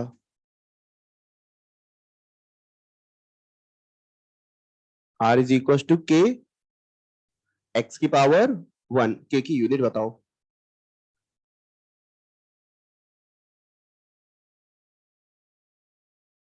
टाइम इनवर्स, ठीक है। तो हमारे मॉड्यूल में बिगिनर्स बॉक्स जो 3 था, उसका क्वेश्चन नंबर 3, उसमें दे रखा था कि फॉर एन एलिमेंट्री रिएक्शन, और रिएक्शन देखकर उसने बोला था कि रिएक्टेंट को 10% तक रहने में कितना टाइम लगेगा। अब निकाल लोगे, एलिमेंट्री है तो हमें क्या पता है, उसका ऑर्डर पता है, ऑर्डर पता है तो क्या पता है, फॉर्मूले पता है, फॉर्मूले पता है तो फर्स्ट ऑर्डर का फॉर्मूला लग जाएगा, KT इज इक्वल टू 2.303 लोग A नॉट अपॉन 80, कर लोगे, बढ़े आगे।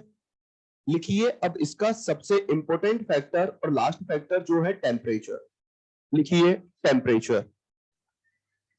हाँ वो इसी में आएगी ना बेटा, सब पढ़ाएंगे, आप काहे परेशान हो रहे हो। टेम्परेचर, आप चैप्टर कंप्लीट करने के चक्कर में लगे हो। लिखिए, नोट कर लिया सभी ने? हाँ हाँ,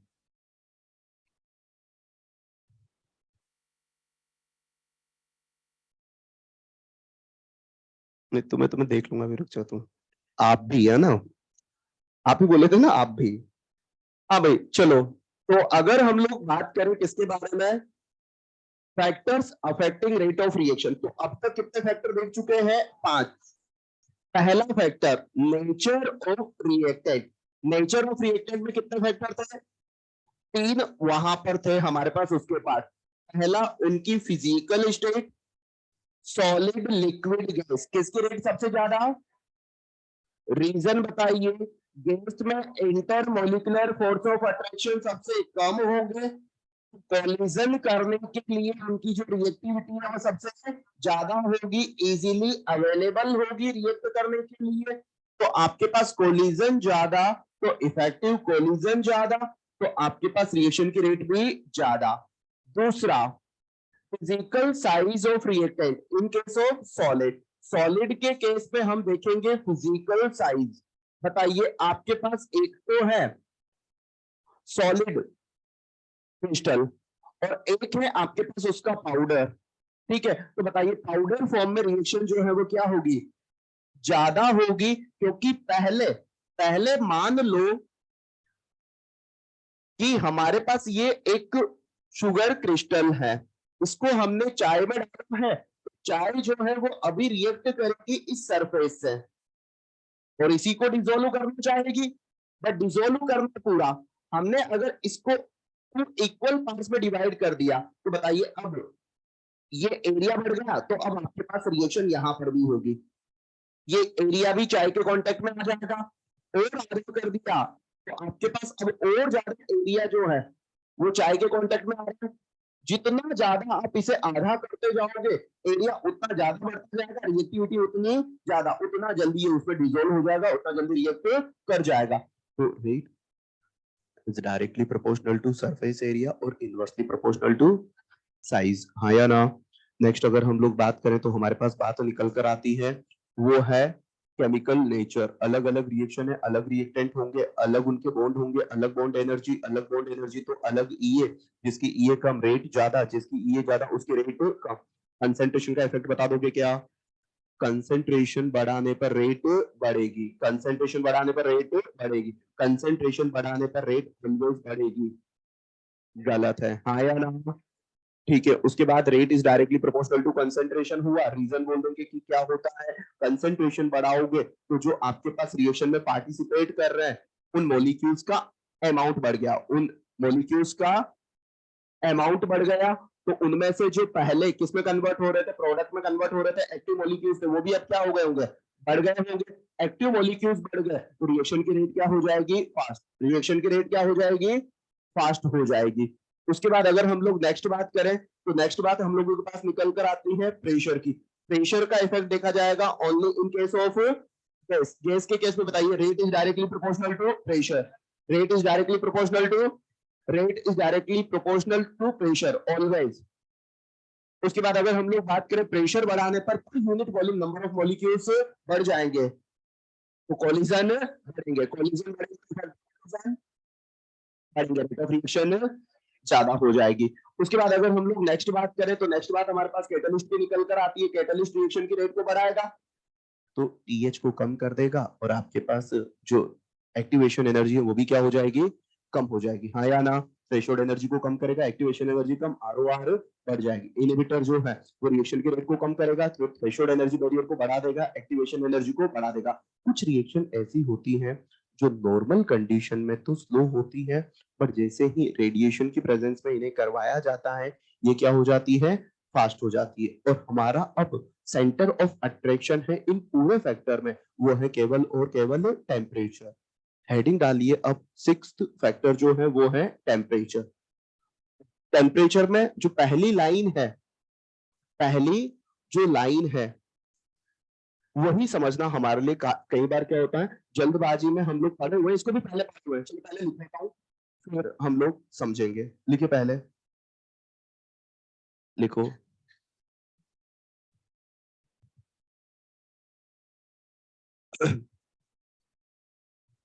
टेम्परेचर, टेम्परेचर के इफेक्ट को हम लोग देख रहे हैं। लिखो on increasing temperature, on increasing temperature, on increasing temperature, rate of reaction increases, rate of reaction increases, on increasing temperature rate of reaction increases whether the reaction is endothermic,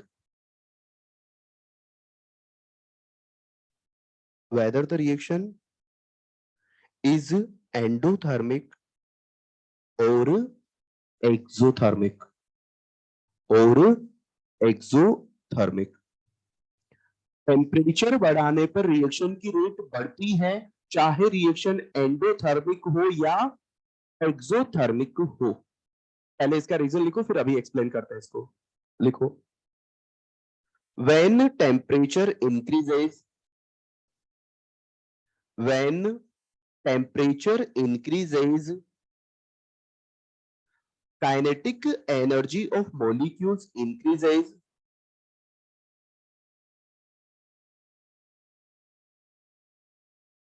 when temperature increases, kinetic energy of molecules increases, number of activated molecules increases, number of activated molecules increases, so rate of reaction increases, so rate of reaction increases। चलो अब समझते हैं इसे। बेटा आपको क्या बोला गया है कि टेम्परेचर बढ़ाने पर रिएक्शन का रेट, टेम्परेचर बढ़ाने पर रिएक्शन का रेट बढ़ेगा, चाहे रिएक्शन एंडो हो चाहे रिएक्शन एक्सो हो। इसी बात में बच्चों को कंफ्यूजन रहता है कि सर हम 11th में तो कुछ और पढ़े हुए थे, 11th में कुछ और नहीं पढ़े हुए थे, 11th में तो कुछ और ही कॉन्सेप्ट पढ़े हुए थे, ये चीज नहीं पढ़े थे 11th में, कुछ अलग बात पढ़े हुए थे, बस आप रिलेट कर रहे हो उसे। सुनो, 11th में आप लोगों से बोला गया था केमिकल इक्विलिब्रियम के टाइम पर, सुनिएगा, केमिकल इक्विलिब्रियम के टाइम पर आपसे जो बोला गया था उस बात को बता रहा हूं कि अगर मेरे पास एक एंडोथर्मिक रिएक्शन है, एंडोथर्मिक रिएक्शन में टेम्परेचर बढ़ाने पर, एंडोथर्मिक रिएक्शन में टेम्परेचर बढ़ाने पर equilibrium will shift towards forward direction, equilibrium will shift towards forward direction. और एक्सोथर्मिक में on increasing temperature in exothermic reaction, rate जो आपके पास क्या है, equilibrium will shift towards backward direction, वो इक्विलिब्रियम शिफ्ट हो रहा था, बट उसका रीजन जो था वो रेट से आया था। उसका रीजन कहां से आया था, रेट से। वहां नहीं बताया जाता है इस चीज को, मैं बता रहा हूं कि हुआ क्या था। हमारे पास जो है, आप जो जानते हो उस चीज के बारे में बात करते हैं।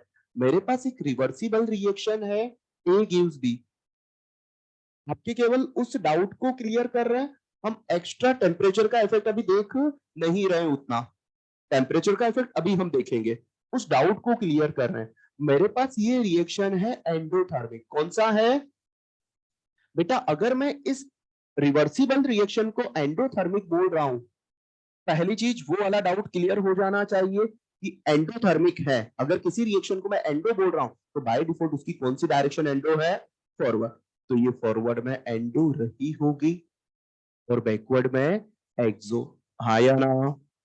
चलिए अब बात करते हैं, हम टेम्परेचर बढ़ा रहे हैं, तो टेम्परेचर बढ़ाने पर चाहे रिएक्शन एंडो हो चाहे रिएक्शन एक्सो हो, चाहे रिएक्शन एंडो हो चाहे रिएक्शन एक्सो, हर रिएक्शन की रेट क्या होती है, बढ़ती। बताओ यहाँ एक सिंगल रिएक्शन चल रहा है या दो रिएक्शन, मैंने उस रिएक्शन कंटेनर का टेम्परेचर बढ़ाया, इसका मतलब दोनों ही रिएक्शन को जो है वो टेम्परेचर इंक्रीज होता हुआ मिलेगा क्या, तो हमने दोनों के लिए टेम्परेचर बढ़ाया, अलग अलग तरीके से या सेम तरीके से, सेम तरीके से। तो अगर हम लोग देखें यहाँ पर तो रेट यहां भी बढ़ी, रेट फॉरवर्ड की भी बढ़ी और रेट बैकवर्ड की भी बढ़ी, टेम्परेचर बढ़ाने पर रेट दोनों की बढ़ती है। बट एंडोथर्मिक की रेट रिलेटिवली, एंडोथर्मिक की रेट रिलेटिवली ज्यादा बढ़ती है, रेट दोनों की बढ़ी है बट एंडोथर्मिक की रेट रिलेटिवली ज्यादा बढ़ती है। इसी चीज को हम आरएमएस इक्वेशन में नेक्स्ट लेक्चर में क्लियर करेंगे। तो किसकी रेट रिलेटिवली ज्यादा बढ़ी, क्या केवल एंडो की बढ़ी रेट या दोनों की, बट रिलेटिवली किसकी रेट ज्यादा बढ़ी, एंडो की रेट रिलेटिवली ज्यादा बढ़ी। तो हमें दिखाई क्या देता है कि पहले दोनों सेम स्पीड से चल रही थी, बैकवर्ड भी फास्ट हुई और फॉरवर्ड भी फास्ट हुई, बट कौन ज्यादा फास्ट हो गई, तो बताओ आप वहां ही बोलते हो क्या कि जो डायरेक्शन है वो फॉरवर्ड हो गई, आप क्या बोलते हो, लेट डायरेक्शन, क्या बोलते हो, लेट डायरेक्शन। रिएक्शन दोनों में अभी भी चल रहा है, फास्ट दोनों में हुआ है, बट इसमें रिलेटिवली क्या हो गया, ज्यादा फास्ट। और कौन सी डायरेक्शन में ज्यादा फास्ट हुआ, फॉरवर्ड में। तो हमें दिखाई क्या देता है कि फॉरवर्ड में जो है वो ज्यादा फास्ट हो गया। तो एंडो है, तो एंडो में आपके पास रेट फॉरवर्ड का भी बढ़ा टेम्परेचर बढ़ाने पर, टेम्परेचर बढ़ाने पर रेट फॉरवर्ड का भी बढ़ा और रेट बैकवर्ड का भी बढ़ा। किसका रेट ज्यादा बढ़ा रिलेटिवली, एंडो का। एंडो में कौन सी है, फॉरवर्ड, तो फॉरवर्ड की रेट रिलेटिवली ज्यादा बढ़ी, तो हम बोलेंगे नेट डायरेक्शन, नेट डायरेक्शन कौन सी हो गई, फॉरवर्ड। बट जब यही बात आप एक्सो में करते हो, तो रिएक्शन है मेरे पास ए गिव्स बी, रिएक्शन है ए गिव्स बी। अगर बेटा ये रिएक्शन एक्सो है तो फॉरवर्ड डायरेक्शन एक्सो, बैकवर्ड डायरेक्शन एंडो। टेम्परेचर बढ़ा रहे हो, टेम्परेचर बढ़ाने पर बताइए, टेम्परेचर बढ़ाओगे तो रिएक्शन की रेट जो है दोनों की बढ़ेगी क्या, तो फॉरवर्ड की रेट भी बढ़ी और बैकवर्ड की रेट भी बढ़ी। बट बताइए किस रिएक्शन की रेट रिलेटिवली ज्यादा बढ़ती है, एंडो की। किसके रेट रिलेटिवली ज्यादा बढ़ती है, एंडो की। यहाँ एंडो कौन सी डायरेक्शन है, बैकवर्ड, तो रेट दोनों की बढ़ी, बट एंडो की रेट रिलेटिवली ज्यादा बढ़ती है, एंडो की रेट रिलेटिवली ज्यादा बढ़ती है। तो बताइए आपको कैसा लगा, आपको लगा कि रिएक्शन नेट डायरेक्शन की तरफ मूव कर रहा है, बैकवर्ड, किधर की तरफ, बैकवर्ड, ठीक है। तो रेट दोनों की बढ़ती है, बट रिलेटिवली एंडो की ज्यादा बढ़ती है। एंडोथर्मिक में तो एंडो होती है फॉरवर्ड डायरेक्शन, तो हम बोल देते हैं फॉरवर्ड शिफ्ट हुआ है। और यहाँ पर एक्सो में एंडोथर्मिक डायरेक्शन कौन सी होती है, बैकवर्ड, तो किधर शिफ्ट हुआ है, बैकवर्ड। क्लियर है। और बताइए रेट दोनों की बढ़ी या केवल एक की, दोनों की बढ़ी। टेम्परेचर बढ़ाओगे तो आपके पास रेट फॉरवर्ड का भी बढ़ेगा और रेट बैकवर्ड का भी बढ़ेगा। यहाँ पर फॉरवर्ड जो है वो एक्सो है और बैकवर्ड कैसा है, एंडो। तो एंडो की रेट रिलेटिवली ज्यादा बढ़ेगी, तो नेट डायरेक्शन जो है वो कौन सी हो गई, बैकवर्ड। क्यों होता है ऐसा कि इसका ज्यादा बढ़ता है, इसका रीजन हम लोग जो है वो नेक्स्ट लेक्चर जो है उसमें आरएनएस कॉन्सेप्ट जब पढ़ेंगे वहां पर क्लियर हो जाता है। क्लियर है, ठीक है। तो टेम्परेचर से रिलेटेड ही अब सारी बातें होगी और यही इस चैप्टर को कंप्लीट भी करवा देगा।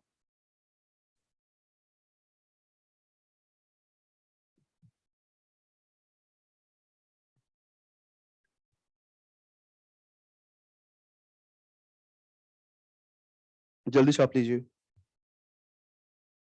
हाँ होमवर्क दे देते हैं, लाइए भाई, इसे नोट करो तो ठीक है, ये दो नोट करने की जरूरत नहीं है, तो फालतू बात है वैसे भी। टेम्परेचर के इफेक्ट में ये फालतू बातें हैं, हम लोग इसको एंडो एक्सो में कैसे रेट बढ़ती है ये हम लोग यहाँ बात नहीं करते हैं, हम लोग बात करेंगे रिलेटिवली। बड़ा जल्दी बताते हुए रुको तुम। हाँ भाई होमवर्क में लिखिए, होमवर्क में आपको इलस्ट्रेशन नंबर 17 तक, इलस्ट्रेशन नंबर 17 तक मतलब फैक्टर्स अफेक्टिंग के पहले का सारा कुछ आपको पढ़ के आना है। और जितने भी क्वेश्चन है चाहे वो इलस्ट्रेशन हो, बिगिनर्स बॉक्स हो या एग्जाम्पल में हो, वो सारे करके लेकर आने हैं। फिर उसके बाद आ जाइए इलस्ट्रेशन नंबर 20, उसके बाद BB number 4, question number 1 2, question number 1 और 2, एक्सरसाइज 1 क्वेश्चन नंबर 1 से लेकर 79 तक कर दिए, यहां तक का तो कर लिया था ना।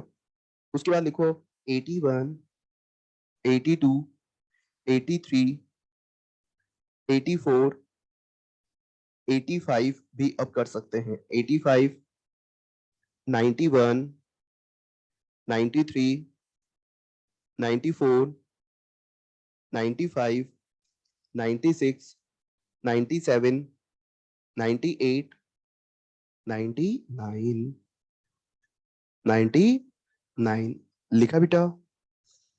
उसके बाद 101,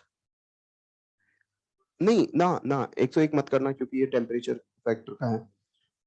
उसके बाद उसके बाद उसके बाद 105 106 105 106 कर लोगे बेटा, ठीक है। चलो इसके बाद के हम लोग नेक्स्ट लेक्चर में करेंगे, ठीक है। अच्छे से पढ़ाई कीजिए, खुश रहिए, मस्त रहिए, स्वस्थ रहिए और जल्दी से डॉक्टर बनिए।